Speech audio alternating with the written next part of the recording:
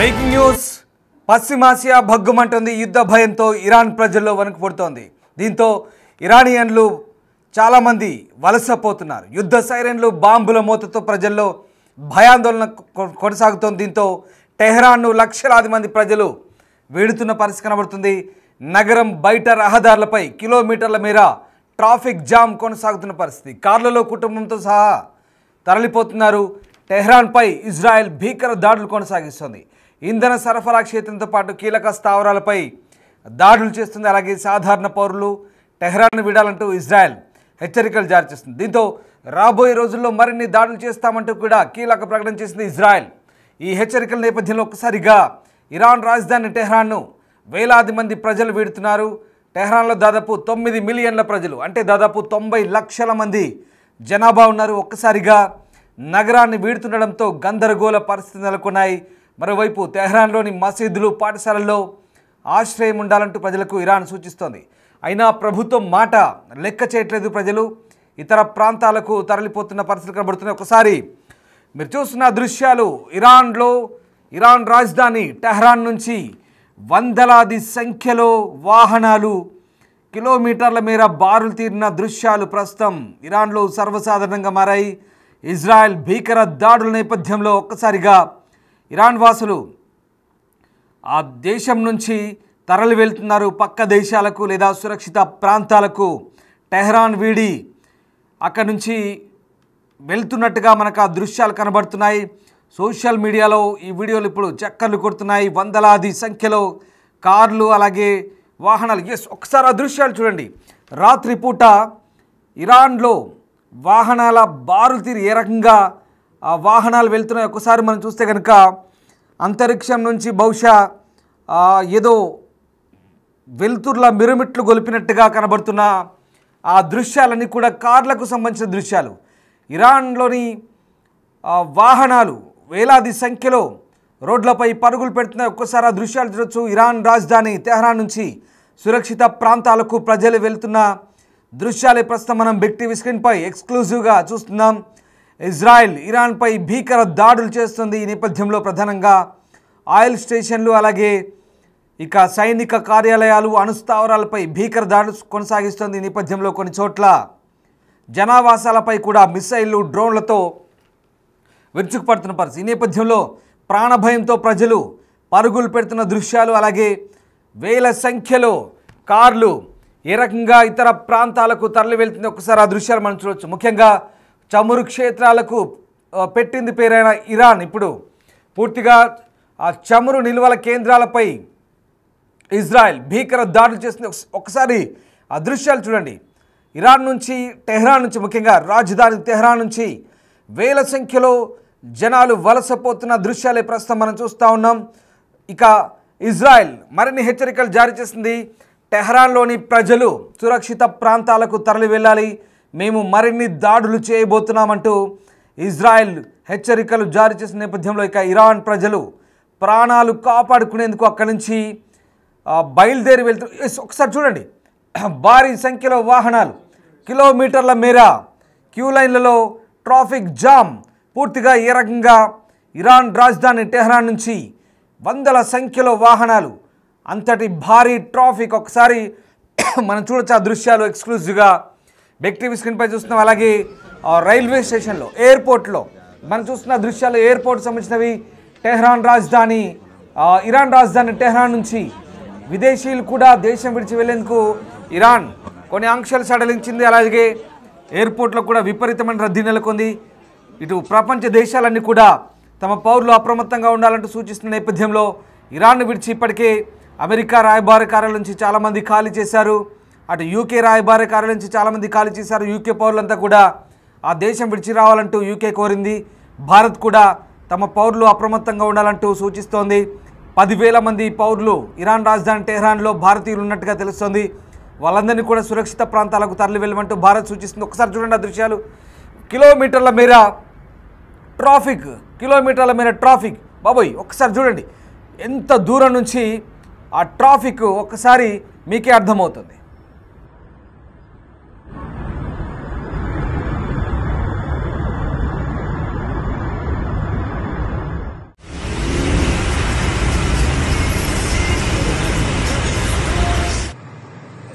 خروجی تهرانه، یعنی اتوبان تهران به سمت ساوه. مردم دارن فرار میکنن. یه مشت حکام بیشعوری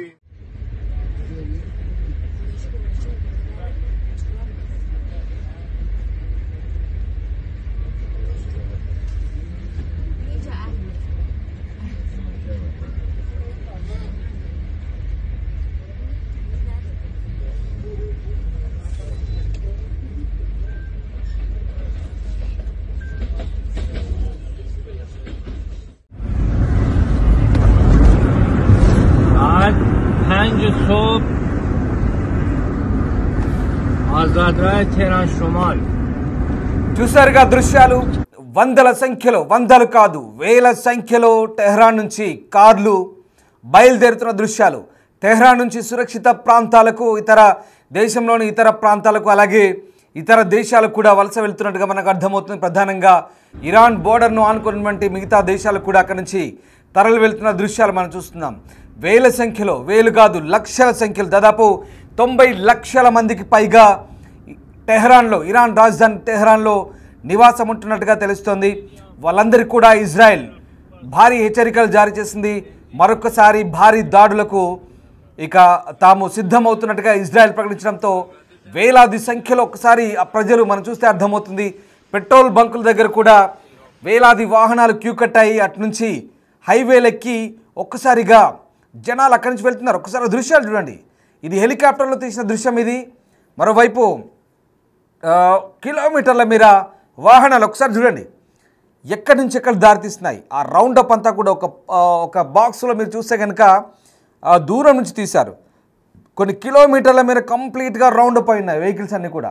మరోవైపు ఇది బహుశా ఫ్లైట్ లేదా హెలికాప్టర్ నుంచి తీసిన విజువల్గా మనకు అర్థమవుతుంది. పైనుంచి లేదా ఫ్లైఓవర్ నుంచి ఏదో కారులో నుంచి తీసిన దృశ్యాలే కావచ్చు బహుశా. కానీ ఒకసారి చూడండి ఆ చీకట్లో ఆ వెలుతుర్లు, ఆ లైట్ల వెలుతుర్లు చూస్తే కనుక డే అండ్ నైట్ ఏ రకంగా ఇరాన్ రాజధాని టెహ్రాన్ వీడి మిలియన్ల కొద్ది ప్రజలు, అంటే లక్షలాది మంది ప్రజలు ఏ రకంగా తరలి వెళ్తున్నారో మనకు అర్థమవుతుంది. ఎటు చూసినా యుద్ధ సైరన్లు, బాంబుల మోతతో ప్రజల్లో వణుకు పుడుతున్న పరిస్థితి. ఎందుకంటే ప్రాణాలు కాపాడుకునేందుకు అక్కడి నుంచి పరుగులు పెట్టాల్సిన పరిస్థితి. గతంలో కూడా అంటే మనకు గాజా పరిస్థితులు ఇరాన్ వాసులకు కళ్ళ ముందు కనబడుతున్నాయి.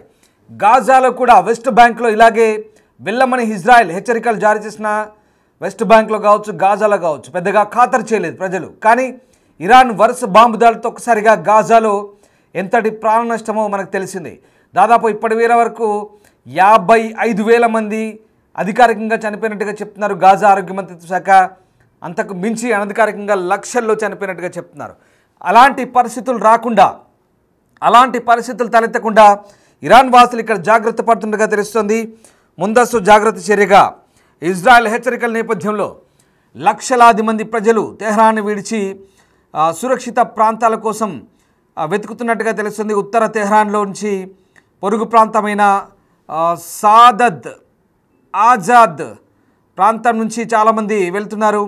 రాత్రంతా కూడా పేలుల శబ్దాలు విన్నామని, వాటిలో చాలా శక్తివంతంగా ఉన్నాయని, అపార్ట్మెంట్ భవనాన్ని మొత్తం కదిలించాయని కొంతమంది చెప్తున్నారు. అలాగే మరికొంతమంది సమీపంలోని భవనం నుంచి దట్టమైన పొగ వాసన రావడంతో గందరగోళం నెలకొంది. ఆ భవనంపై దాడి జరిగిన తర్వాత తమ ప్రాణాలు ఎక్కడ ముప్పు వస్తుందని పారిపోతున్నట్టుగా మరికొంతమంది చెప్తున్నట్టు తెలుస్తుంది. ఇజ్రాయెల్ మాదిరిగా కాకుండా ఇరాన్ రాజధాని టెహ్రాన్లో ఆధునిక బాంబు షెల్టర్లు ఏం లేవు, పెద్దగా బంకర్లు కూడా లేవు. కాబట్టి ఆ నగరం 1980లో ఇరాక్ యుద్ధంలో ఉపయోగించిన సొరంగాలు, నేలమాలిగలు లేదా పాత షెల్టర్లను ఉపయోగించుకోవాల్సిన పరిస్థితి. ఆ దేశం చివరిసారిగా ఇంత తీవ్రమైన జాతీయ అత్యవసర పరిస్థితి. అంటే ఒక రకంగా ఇరాన్లో ప్రస్తుతం ఎమర్జెన్సీ కొనసాగుతుంది. ఇరాన్లో కొనసాగుతున్న ఎమర్జెన్సీ నేపథ్యంలో జనాలంతా కూడా బిక్కుబిక్కుమంటూ గడుపుతున్నారు. ముఖ్యంగా టెహ్రాన్లో ఎలాంటి షెల్టర్లు లేవు. ప్రజలు బేస్మెంట్లోకి వెళ్ళే పరిస్థితి కూడా చాలా తక్కువగానే ఉందని చెప్తే ఆ ఇరాన్ రాజధాని టెహ్రాన్ నగర మండలి చైర్మన్ మెహదీ చమ్రాన్ చెప్తున్నారు. సో అటు మెట్రోను కూడా తీవ్ర సంక్షోభంలో షెల్టర్గా ఉపయోగించవచ్చు చెప్తున్నారు. కానీ వ్యవస్థను మూసివేయాల్సిన పరిస్థితులు వచ్చినప్పుడు ఇక ఆ కొద్ది మాత్రం కూడా తలదాచుకోవడానికి లేదు. అలాగే ఆదివారం రాత్రి నుంచి టెహ్రాన్లో మెట్రో దాదాపు 24 గంటలు తెరిచి ఉంటుందంటూ ప్రభుత్వ ప్రతినిధులు చెప్తున్నారు. ఇక పాఠశాలలు, మసీదులు కూడా తెరిచి ఉంటాయి. అక్కడ తలదాచుకోమంటూ ఇరాన్ ప్రభుత్వం చెప్తుంది. కానీ ఎక్కడి నుంచి ఏ బాంబు వచ్చి పడుతుందో తెలియదు. ఆ రకంగా పాఠశాలలు అలాగే మసీదులు, ఒకసారి మీరు గమనించండి, పాఠశాలలు మసీదులు కనుక వీటిపై దాడి చేయరనేది ఇరాన్ లాజిక్. ఇక్కడ పాఠశాలలు కానీ మసీదులు కానీ యుద్ధనీతికి వ్యతిరేకంగా ప్రార్థనా స్థలాలపై కానీ విద్యాలయాలపై కానీ దాడి చేయకూడదని ఒక లాజిక్. కానీ మనం గాజాలో చూసాం. గాజాలో ఏమైంది? ఈవెన్ ఆసుపత్రులు కూడా, హాస్పిటల్స్ కూడా టార్గెట్ చేశారు. ఎందుకంటే హమాస్ టెర్రరిస్టులు సరిగ్గా ఆ హాస్పిటల్స్ కిందే కమాండ్ కంట్రోల్ సెంటర్స్ని ఏర్పాటు చేసుకుని ఏకంగా ఇజ్రాయెల్ పైకి దాడికి తెగబడ్డారు. అలాంటి అనుభవాలు కోకొల్లలు. కానీ ఇక్కడ ఇరాన్లో కూడా అలాంటి పరిస్థితులే ఉండే అవకాశం ఉంది. కాబట్టి ఇక్కడ పాఠశాలలు మసీదులో దాక్కోమన్న ప్రజలు ఏమాత్రం లెక్క చేయట్లేదు. తమ ప్రాణాలు కాపాడుకునేందుకు ప్రభుత్వ ఆదేశాలను కూడా లెక్క చేయకుండా టెహ్రాన్ విడిచి వెళ్ళిపోతున్నారు. ఒకసారి దృశ్యాలు చూడండి. వందల సంఖ్యలో వేల సంఖ్యలో కార్లు. బహుశా ఈ పరిస్థితి, ఇంత ఎమర్జెన్సీ సిచ్యువేషన్ ఇరాన్లో ఇటీవల ఎప్పుడూ రాలేదు. ఎప్పుడో ఇరాన్ ఇరాక్ యుద్ధమైనప్పుడు బహుశా ఇలాంటి సిచ్యువేషన్ ఉంది. కానీ అప్పుడు పరిస్థితి వేరు. అప్పుడంతా కూడా ఫిరంగులు, ఆర్టిలరీ గన్లు ఎదురెదురుగా భూభాగంలోకి కొంతమేర అలా చొచ్చుకుంటూ వచ్చి ఆ యుద్ధ ట్యాంకులు లేదా ఫిరంగులో కాల్పులు జరుపుకుంటూ కొంతమేరకు ముందుకు చొచ్చుకొని వచ్చాయి. ఇప్పుడు ఆ యుద్ధం లేదు, ఆ పరిస్థితి లేదు. ఇప్పుడంతా స్మార్ట్. కూర్చున్న చోటే బటన్ నొక్కితే పక్క దేశంపై పడి పేలిపోవాల్సిందంతే. ఇక విమానాలు కూడా లేవు. విమానాల్లో వెళ్ళి బాంబులు వేసేంత సిచ్యువేషన్ టైం కూడా లేదు అక్కడ. కేవలం మిసైల్స్, డ్రోన్స్ కూర్చున్న చోట ఆపరేట్ చేస్తే పక్క దేశం యొక్క ఫిక్స్డ్ టార్గెట్ క్షణాల్లో నిమిషాల్లో అక్కడికి మిసైళ్ళు, డ్రోన్లు బాంబింగ్ చేయబడతాయి. చూడండి ఎంత మార్పు వచ్చింది. ఒకప్పటి ఆర్టిలరీ గన్స్ లేవు, ఒకప్పటి ఫిరంగులు లేవు, ఒకప్పటి యుద్ధనీతి లేదు, ఒకప్పటి భూభాగంలోకి చొచ్చుకుపోయి ఆక్రమించడాలు లేవు. ఇప్పుడంతా కూడా యుద్ధ తంత్రం మారింది. యుద్ధం జరిపే స్టైల్ మారింది. కంప్లీట్గా ఆకాశం నుంచి మిసైళ్ళు, డ్రోన్లు ఏ క్షణం నుంచి ఎటువైపు నుంచి ఏ వస్తాయో తెలియని పరిస్థితి. అలాంటి పరిస్థితిలో ఇప్పుడు ప్రజలంతా కూడా భయంతో వణుకుతున్న పరిస్థితి కనబడుతోంది. సో ఆ రకంగా ఇరాన్లోని నివాసాల ప్రాంతాలపై దాడి చేయడం ద్వారా ఇజ్రాయెల్ ఇక్కడ అంటే ఉల్లంఘించింది కొన్ని నిబంధనలు అంటూ టెహ్రాన్ నుంచి విమర్శలు వస్తున్నప్పటికి కూడా ఇజ్రాయెల్ పెద్దగా వాటిని పట్టించుకోవడం లేదు. సో మొత్తం మీద ఇప్పుడున్న పరిస్థితుల్లో అంటే నేను మీకు ఇందాక చెప్పాను, ఇరాన్ మిత్రదేశమైన హమాస్తో జరిగిన యుద్ధంలో ఇజ్రాయెల్ పాలస్తీనా భూభాగంలో కొన్ని ప్రాంతాలను నాశనం చేసింది. అలాగే గాజా జనాభా మొత్తాన్ని కూడా స్థానభ్రంశం చేసింది. మీకు మళ్ళీ చెప్తున్నాను, గాజాలో ఇప్పటి వరకు ఒక డజన్ల సంఖ్యలో తిరిగి వెళ్ళి మళ్ళీ వచ్చి ఉంటారు. కానీ ఉత్తర గాజా, దక్షిణ గాజా మొత్తం తుడిచిపెట్టిపోయింది ఇజ్రాయెల్ దాడిలో. ఇప్పుడు ఇరాన్ వాళ్ళకు కూడా ఆ పరిస్థితి రావద్దంటే ఖచ్చితంగా వాళ్ళు అక్కడి నుంచి వెళ్లాల్సిందే. ఇక్కడ ప్రధానంగా రాజధాని వదిలి వెళ్తున్న వాళ్ళు చాలామంది ఉత్తరం వైపు కాస్పియన్ సముద్రం దగ్గర వెళ్తున్నారు. అలాగే గ్రామీణంగా ఉన్నటువంటి కొన్ని ప్రాంతాల్లో వెళ్తున్న పరిస్థితి కనబడుతుంది. కాస్పియన్ సముద్రం వైపు వెళ్తున్నారు. అటు నుంచి ఇతర దేశాలకు వెళ్ళే అవకాశం కూడా మనకు కనబడుతుంది. టెహ్రాన్ నుంచి అయితే మొత్తం మీద ఉన్నత వర్గాలు కావచ్చు, మధ్యతరగతి వర్గాలు కావచ్చు, కంప్లీట్గా కంచి ఖాళీ చేస్తున్న పరిస్థితి కనబడుతుంది. అలాగే దక్షిణ మధ్య ఇరాన్లోని షిరాజ్ నగరంలో గ్యాస్ కోసం పొడవైన క్యూలు ఏర్పడుతున్నాయి. ఎందుకంటే అక్కడ గ్యాస్ స్టేషన్లో కంప్లీట్గా పెట్రోల్ ఫుల్ ట్యాంక్ చేయించుకుంటున్నారు, నింపుకొని వెళ్ళిపోతున్నారు. అలా రాత్రులు డే టైంలు కంప్లీట్గా షాప్స్ మూసేశారు, ఇల్లు తాళాలు వేశారు పూర్తిగా. అక్కడి నుంచి ప్రజలంతా కూడా వలస వెళ్తున్న పరిస్థితి కనబడుతుంది. ఒకవేళ యుద్ధం ఎన్ని రోజులు కొనసాగుతుందో చెప్పలేం, ఇంకా ఎవరెవరు ఆ యుద్ధంలో పాల్గొంటారో చెప్పలేం. యుద్ధం కనుక ముదిరితే పరిస్థితి అప్పుడు దారుణంగా ఉంటుంది. అప్పుడు కనీసం దేశం విడిచి పారిపోవడానికి కూడా పరిస్థితులు అనుకూలంగా ఉన్నాయి. కాబట్టి వెంటనే ఖాళీ చేస్తున్న పరిస్థితి కనబడుతుంది.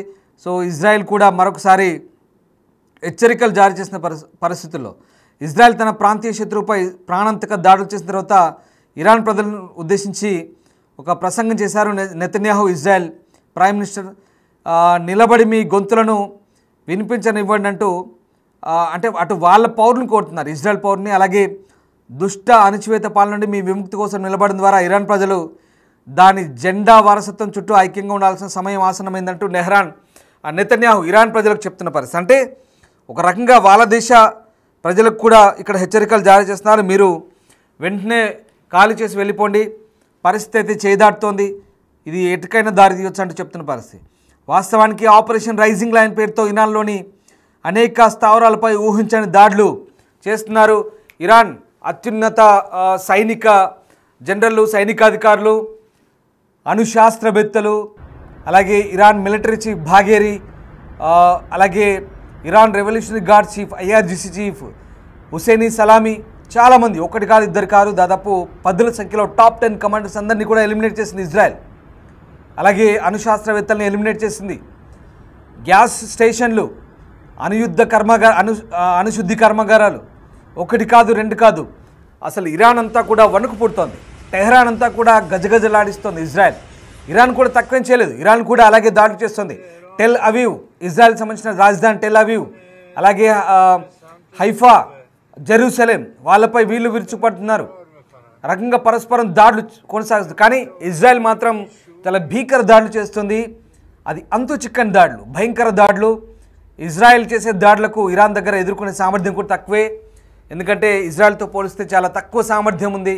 కాబట్టి ప్రజలు వలస వెళ్తున్నట్టు మనకు చాలా క్లియర్గా తెలిసిపోతుంది ఆ దృశ్యాలు చూస్తుంటే. ఒకసారి ఆ దృశ్యాలు చూడండి, వందల సంఖ్యలో వేల సంఖ్యలో ఎలా పోతున్నారు జనాలు. ఎందుకంటే ప్రాణాలు కాపాడుకుంటే తర్వాత ఎలాగైనా మళ్ళీ దేశం తిరిగి రావచ్చు. కానీ ఆ యుద్ధంలో కనుక చిక్కుకుంటే తర్వాత బయటికి వెళ్ళడానికి కూడా మార్గం లేదు. చెప్పాను కదా, గాజా ఉదాహరణ అదే పరిస్థితి ఉంటుంది. ఇప్పటికే సిరియా, లెబనాన్, ఇరాక్, వీటన్నిటి మీద ఇజ్రాయెల్ ఎక్కడ వెనుకాడలేదు. వీళ్ళందరి మీద కూడా బాంబింగ్ చేసింది. హౌతీల మీద కూడా విరుచుపడింది. ఇప్పుడు ఇరాన్ వంతు వచ్చింది. ఇంకంతేకాదు పాకిస్తాన్ కూడా మద్దతు ఇస్తే పాకిస్తాన్ కూడా నెక్స్ట్ టార్గెట్ చేయబోతుంది ఇజ్రాయెల్. ఎందుకంటే ఇరాన్ సరిహద్దును పాకిస్తాన్ పంచుకుంటుంది కాబట్టి పాకిస్తాన్ ఏమైనా హుషారు లెక్కలు చేస్తే ఖచ్చితంగా పాకిస్తాన్ కూడా టార్గెట్ చేస్తామంటే ఇజ్రాయెల్ పరోక్షంగా హెచ్చరికలు జారీ చేస్తుంది. ఇక్కడ పాకిస్తాన్ చెందిన నేతలు అవసరమైతే మా అణుబాంబుల్ని మీకు మద్దతుగా వేస్తామంటూ చెప్పినట్టుగా ఇరాన్ లీడర్ సైనిక జనరల్ చెప్తున్నారు. కానీ పాకిస్తాన్ అబ్బాయి అలాంటిది ఏం లేదు, మేమేం చేయము అంటూ మళ్ళీ డబల్ మాటలు మాట్లాడుతున్నారు. ఇక్కడ ద్వంద్వ వైఖరి. పాకిస్తాన్ దొంగ బుద్ధి ఎప్పటికైనా అందరికీ తెలిసిందే. అంతర్జాతీయ వేదికల మీద ఒక్క మాట కట్టుబడి ఉన్నాడు. పాకిస్తాన్ రక్షణ మంత్రి కూడా తొలుత పార్లమెంట్లో మేము అవసరమైతే సహాయం చేస్తామన్నారు. ఇస్లామిక్ బ్రదర్హుడ్ పేరుతో మేమంతా ఒకటే, మేము సహాయం చేస్తామన్నారు. తర్వాత కాదు అలాంటిది ఏం లేదంటున్నారు. అంటే ఇక్కడ భారత్ ఇజ్రాయెల్ మిత్ర దేశాలు కాబట్టి అవసరమైతే పాకిస్తాన్ కూడా టార్గెట్ చేయడానికి ఇజ్రాయెల్ వెనుకాడదు. సో ఆ రకంగా ప్రస్తుతం ఉన్న పరిస్థితి నేపథ్యంలో ఇరానీయులు చాలామంది అక్కడి నుంచి వలస వెళ్తున్నారు. సో ప్రాణాలు కాపాడుకునేందుకు, ప్రాణాలు దక్కించుకునేందుకు ప్రస్తుతం అయితే చూడండి ఒకసారి ఆ దృశ్యాలు. వేల సంఖ్యలో వెళ్తున్నారు కాబట్టి యుద్ధం ఎన్ని రోజులు సాగుతుందో, ఎప్పటిదాకా సాగుతుందో చెప్పని పరిస్థితి. ఈ నేపథ్యంలో మరి ఇరాన్ వాసులు చాలామంది వలస వెళ్తున్న దృశ్యాలు మనం చూస్తూ ఉన్నాం. దీనికి ఇజ్రాయెల్ హెచ్చరికలు కూడా తోడయ్యాయి. సో ఎస్, దాని పర్యవసానమే ఈ దృశ్యాలు.